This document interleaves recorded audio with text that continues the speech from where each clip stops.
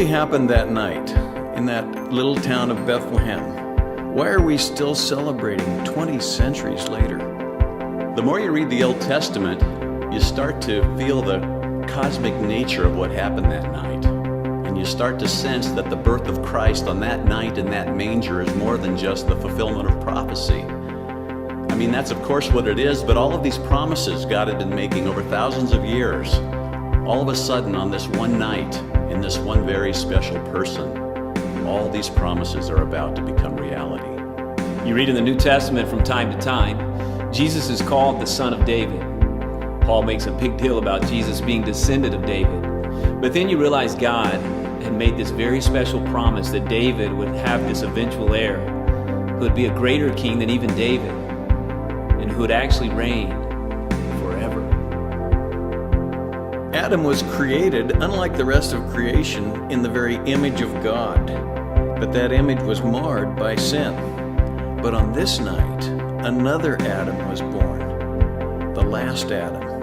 And he is the image of the invisible God in a way that Adam could never be. He is the head of a new race. But even on this most precious night, there's this ominous undertone.